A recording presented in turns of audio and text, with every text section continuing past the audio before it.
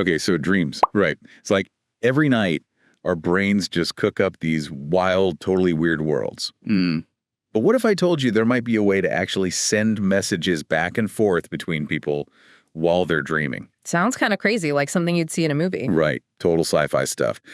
But there's this Silicon Valley startup, they're called REM Space, and they're claiming they've cracked the code of dream communication. Yeah, dream chat, that's what they're calling it. Catchy, right. But the really wild thing is, this isn't just hype. They actually did an experiment. And the results, well, let's just say people are paying attention. September 24th. Mark it on your calendars, folks, because that was the day things got real interesting in the dream world. Okay, so September 24th. What happened? Two people, they're both just sleeping at home, totally normal, except these guys, they managed to send a message back and forth to each other while they were dreaming. No way. Well, they were actually in the dream.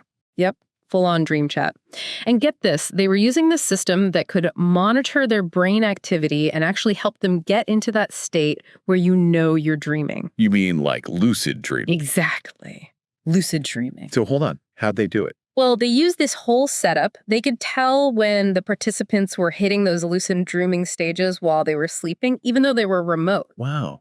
To be able to pinpoint that moment when someone becomes aware they're dreaming. Right. It's incredible. And then they used this special system to send a word to the first dreamer, just one word for now. Okay, what kind of word are we talking about here? Well, it wasn't just any word. They used a word from a special dream language called, get this, Romeo. Romeo, what is that, like Dreamish 101? Basically, yeah. It's this simplified language they came up with.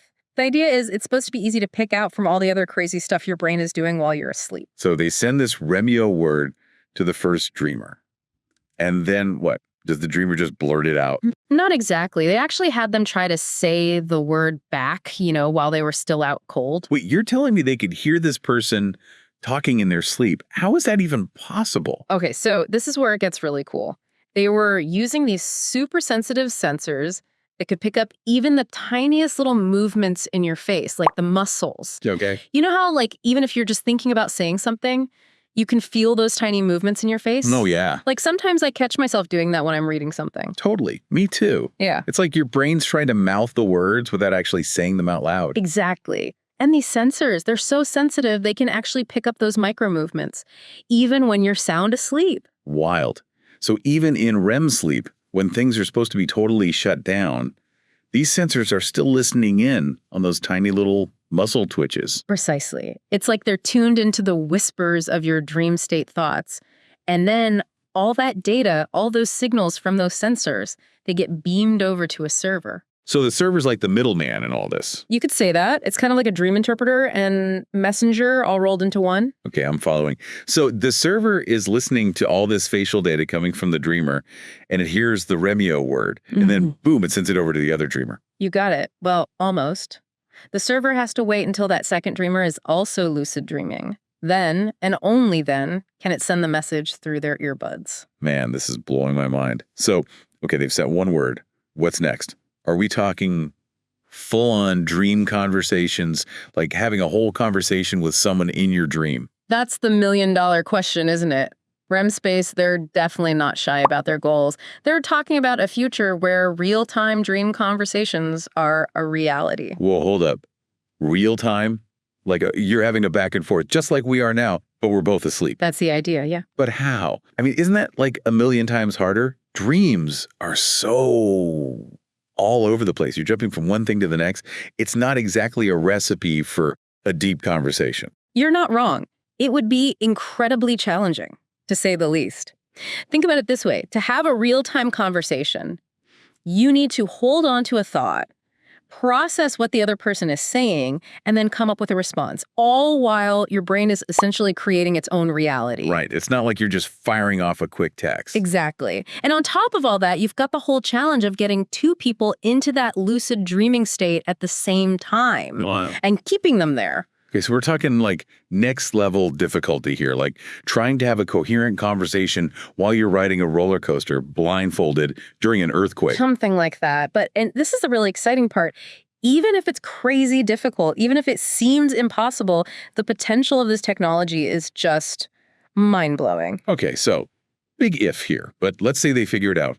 What could we actually do with dream communication technology? I mean, imagine, right? Instead of dreading those Monday morning meetings. You just put on your, I don't know, your Dream Tech headband or something, and bam, you're having a dream meeting with your colleagues. And it's not just work, right? Think about therapy. A therapist could be right there in the dream with you, helping you work through a nightmare. Or an artist.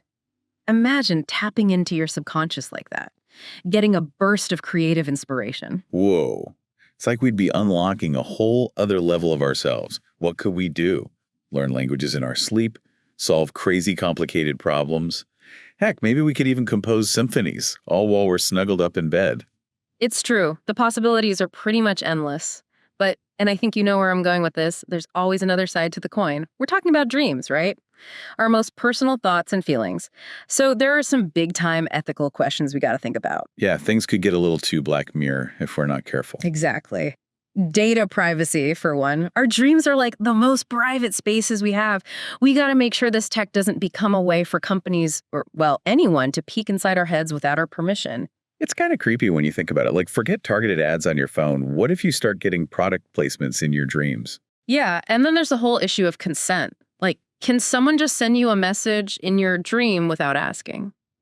Could this be used to manipulate people, mess with their heads? These are things we really need to consider before this tech goes any further. It's exciting for sure, but it's a little bit scary too. I get it. But that's why it's so important to talk about it now. This REM space thing, it's just the tip of the iceberg. As we go further down this road, it could totally change everything. Not just how we sleep, but how we live, how we work, how we connect with each other. It's pretty wild. Like, we're on the edge of a whole new era, a dream age or something. Dream age? I like that. Has a nice ring to it. So I guess what we're saying is buckle up, everyone. Things are about to get really interesting in the world of dreams. Speaking of, I got to go jot down some ideas for a dream sharing app. Thanks for joining us on this incredible deep dive into the world of dream communication. And for our listeners, if you're as fascinated by this as we are, head over to remspace.net. They've got all the details on their website. Who knows? Maybe one day we'll all be catching up in the dream world. Until then, sweet dreams.